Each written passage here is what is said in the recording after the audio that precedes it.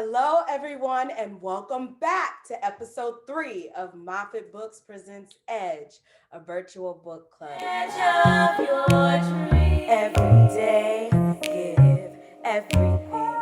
Escape, read truth with Moffat Books.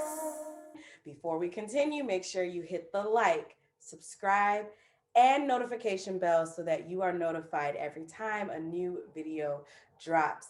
Also, make sure you hit that share so that we can continue to spread the word of this great channel. If you haven't done so already, make sure you go to moffatbooks.net to get your copy of my first novel, Hello, My Name Is, and I Have Daddy Issues, as well as the interactive guide. They pair perfectly together so that you, the reader, can experience the growth journeys alongside the characters and our family here at Edge Book Club. Today's topic is centered around entry number 3 in the interactive guide, which is called Letting Go of the Will for the Sake of His Will, which is pretty much based on you taking your hands off of something in order for it to succeed. Just like our characters in the novel with Cameron and Nadia, and them having to give up a piece of something that they felt was their calling in order to watch it succeed, and really trusting that the provisions for that were made. And so, here to discuss this topic with me is none other than Miss Chantel Gray. She is a salon owner, she's a worship leader, she is just a boss lady extraordinaire. And I am so excited that she has chosen to join us today. So, everyone, please give it up for Miss Chantel Gray. Welcome. Hey, everybody. I'm so glad to be here. Thanks for letting me be a part. Yes, I thought about you right away because of your testimony. So I'm excited to have you share this. I think it's going to help so many people. All right. So, as you heard in the introduction, let go of the will for the sake of his will. It sounds so religious. What comes to mind? Well, I'll say in order to really experience what we hear and read in the Bible about life and that more abundantly, there's a strategy that God already had mapped out for us to be able to experience that. And in order to do that, we have to be able to get to a place where we are willing to surrender what a lot of us may know as law or routine or whatever thought processes, for the sake of obtaining what he has for us, what he wants to show us, what he wants to reveal to us, because I want to be able to obtain this life that he says is accessible to me. What does that look like for someone that is so strong and already um, understands what they want to do with their life? When you are self-sufficient, it's going to take a vulnerability to the Holy Spirit. You said you was going to let him take the wheel, but then it may seem like it's taking too long, or you feel like, I can do it better. I done figured it out by now. And you try to take the reins again. And before you know it, you either done drove yourself back into a ditch, or you back like, well, God, I need your help. But again, it goes back to that willingness to be vulnerable, and knowing that it's okay. Like when you strong and you've lived a little, you kind of have this idea of what you want in life and you're working towards it, you're seeing momentum. You just have to be willing to be open to whatever that change is going to look like. Oh, I love that when you said first you have to go back to state of being vulnerable.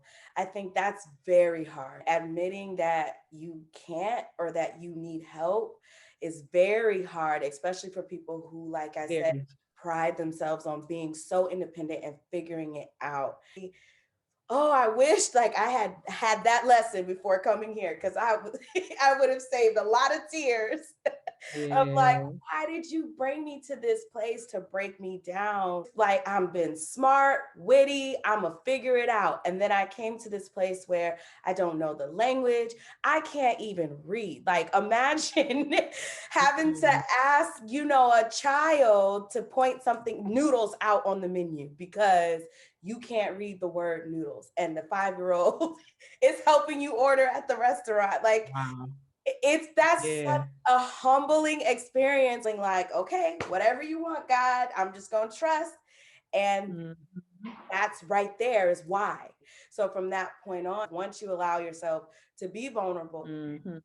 and take your hands completely off of it, then he'll send whatever it is that you need, whoever it is, the random kid, the random person, whoever that will come and help you with what you need. And it'll come from the most, I don't know, unorthodox source. Like, I don't know if you've experienced that where you're like, I don't even know this person, but they are helping you Mhm. out. Okay, so just getting into a little bit of your testimony with giving up the will in terms of like your professional life. Like, how has that worked out for you? So, yeah, it's been a very interesting ride. Like, seriously, I had a job where I was working at a daycare, and of course, you make minimum wage, but I knew every 2 weeks I was getting that money. But I Right. was working in the salon on the side, and I had finally worked at this job long enough to get a week's paid vacation. So I done took my vacation and I'm ready to return back to work that Monday. And they like, oh, well, you don't have to come back to work. We're downsizing. So now I'm left with this, oh, what am I going to do? And I knew I was building my clientele slowly in the salon. So it was like, oh, I got to make this work now. And not only am I pushed out here, but now I don't even recognize I'm really my own boss. Before I knew it, I was literally building my business. And I was just kind of like, I didn't even think that this would be possible. You just keep taking the steps, Mm. even while you are terrified. Yes. Oh, I Yeah. love when you said, take the steps even though you're terrified. I heard someone say this quote. He said, there comes a time in life where God leads you to the edge of the cliff. And when you decide to jump, either A, he's going to catch you, or B, he's going to teach you how to fly. Either way, you have to Yep. jump. For me, I know God will shove me like because I'm like, I won't jump. I'm like, Lord, I don't, I'll stay right here Mm-hmm.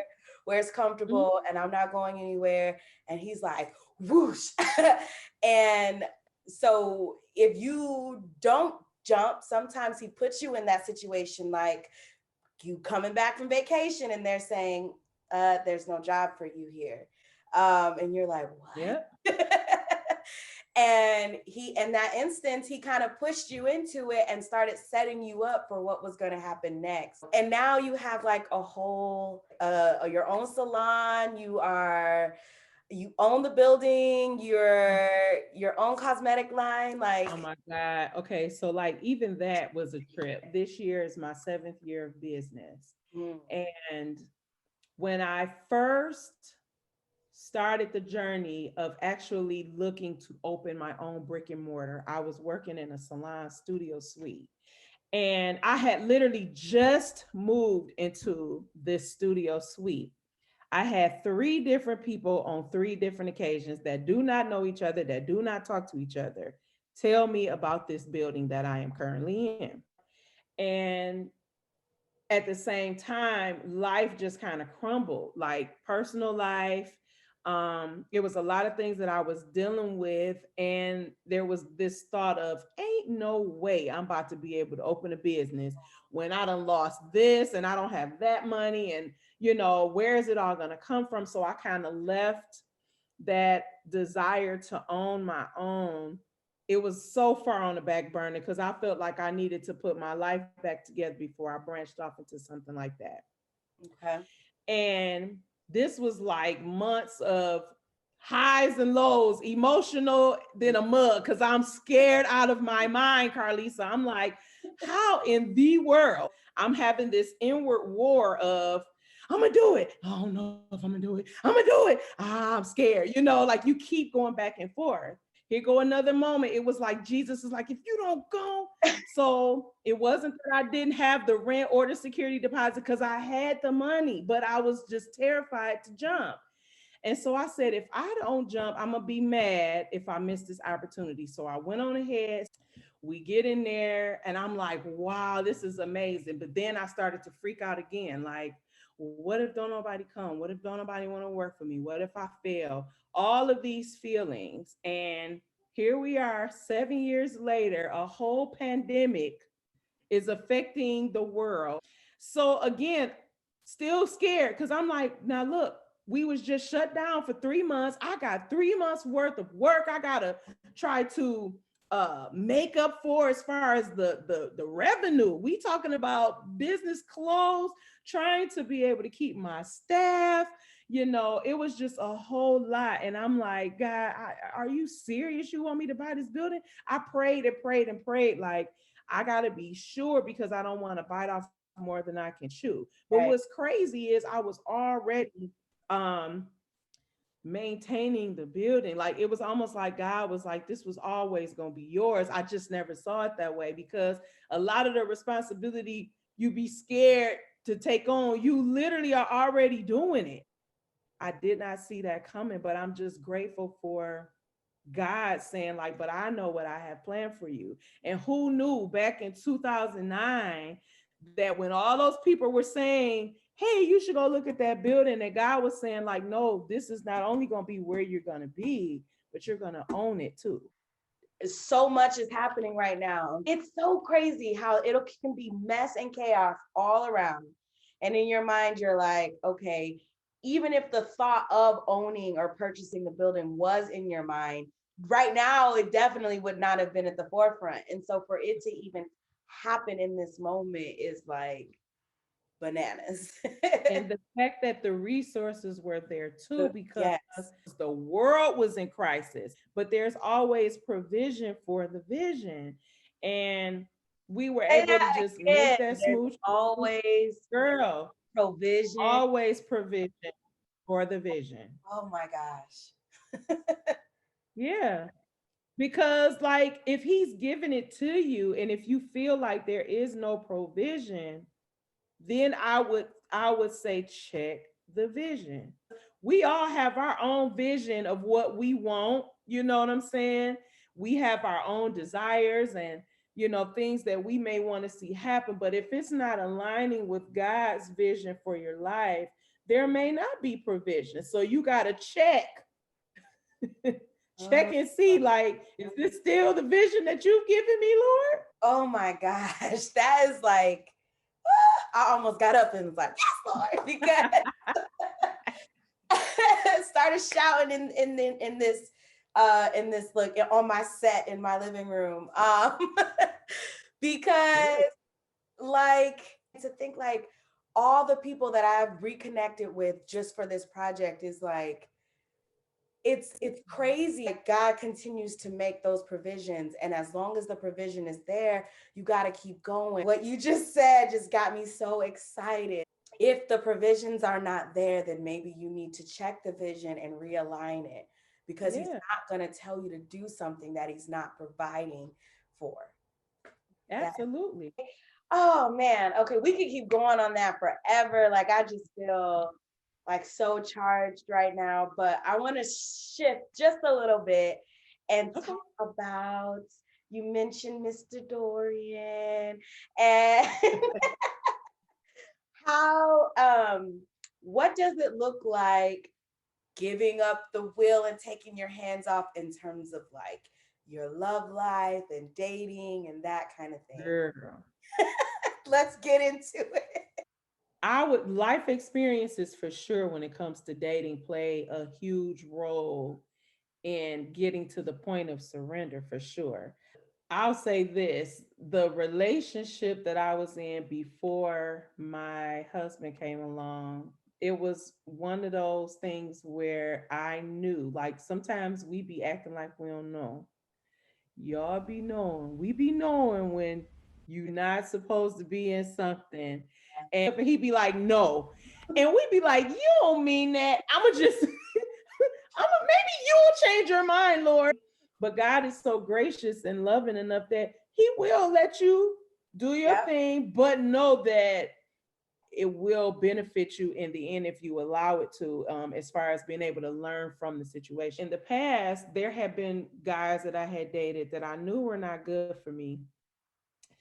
But this particular situation, because I'm more aware of my purpose, it was all kind of red flags going off and sirens going on. Like I went through a period where I was not resting. Like I had so much anxiety attached to this relationship.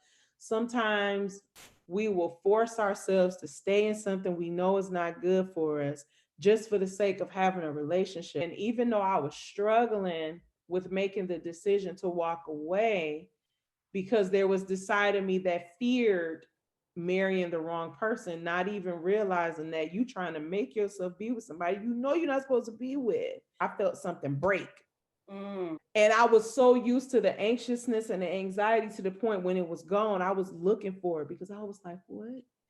And so me having that particular experience, it made me say, like, for real, God, I'm gonna do this thing your way for real, because that was hell on earth. I didn't like feeling like that because we all got our lists, what we Yep. like, what we Yep. want, and what we're attracted to. And then here comes Dorian. Now my husband fine. Now let me just make that very clear. My husband, my boo bae is fine. I love him, but there was just this thought of what I was gonna have. Like he was gonna be this tall, he was gonna look like this, he was gonna have this build. And Dorian was not none of that. But the Right. whole time the Holy Spirit was at work. And I was like, wait a minute, like Lord, okay, wait, I what I like, and this is different for me. And out of all of the guys that I have dated, and not that all of them were bad or anything like that, they just weren't for me. Holy Spirit just was like, shh. Mm. And I quieted down and I felt the most overwhelming amount of peace. And that was the first time that I knew God was actually endorsing something. And so here we are now, 4.5 years married, happy than a mug, and just thankful for our paths crossing and just seeing how we both sharpen one another. When you become aware of what you know you're called to do, of course, he wouldn't want to bring anybody in your life that's going to distort that or, make that not come into fruition.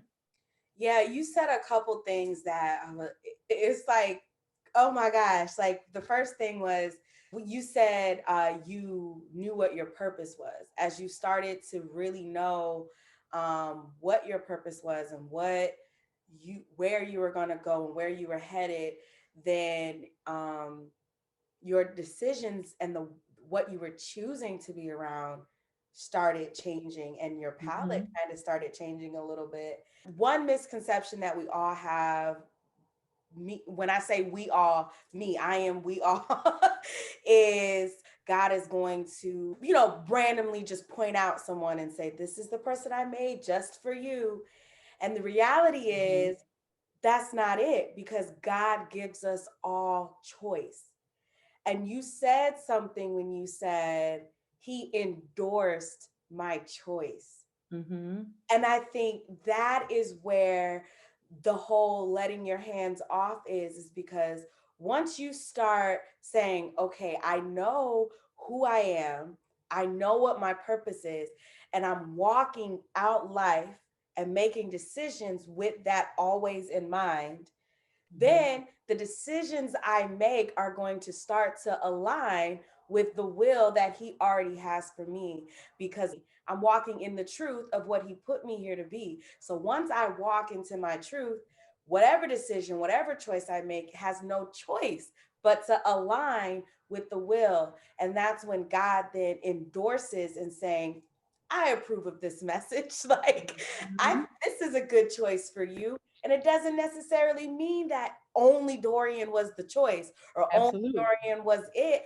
But that choice, God was like, I like this. And Yeah. that, oh, that's crazy. Okay, Yeah. so how do you know when it's time to take your hands off and what you should be taking your hands off of?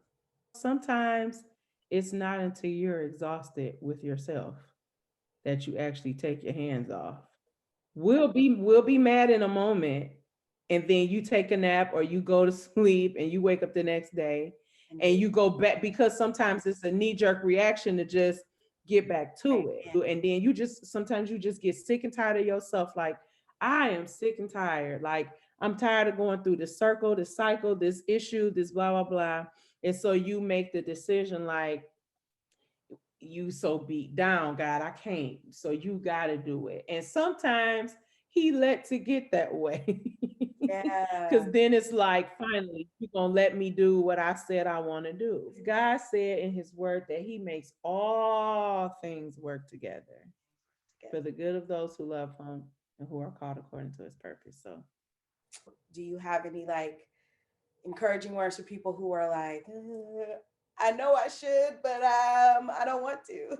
every decision that I've had to make that was life changing, or, it caused me to step out on faith, I was terrified. Mm. Because if you are a control freak, like we can be from time to time, you want to know the beginning, the middle, the end. You want to know what it's going to cost. You want to know everything you're going to have to go through before you go through it. And that's just not how this works. Testing, the trying, the errors, the mistakes that we've experienced prior to this Mm. edge of the cliff where we're literally about to jump off, you don't even realize the impact that all of that stuff has had on you until you jump. You'll be like, dang, I didn't know I was good at this, or I didn't know I had it in me to do this. So, I mean, bet on yourself, do it scared, and just always acknowledge God in all of it. Like his word says, because he really is Mm. going to lead you and guide you. Yeah, that's good. Do it scared. I love that. That's good. All right. So now it's time for the shameless plug section. Plug it in, plug it in. So if anybody wants to like link up with me or follow me on Instagram, you can look for the @ and then I am Pretty Girl Studios. It's all one word. Then we have an Instagram page for our lipstick line, and that would be the @ and then PGS Cosmetics. And then everything is available on our website, which is www.prettygirl.studio. And we have these wonderful t-shirts available. And yeah, so you can follow me there. All right. Thank you so much, Chantel, for being here. I am just so grateful and honored that you decided to have this conversation with little old me. Like, thank you. And I know that I'm I just know that it's going to touch so many people. I really hope that you got something out of this. Thank you again for joining. And once again, remember every day, give everything. See you next time.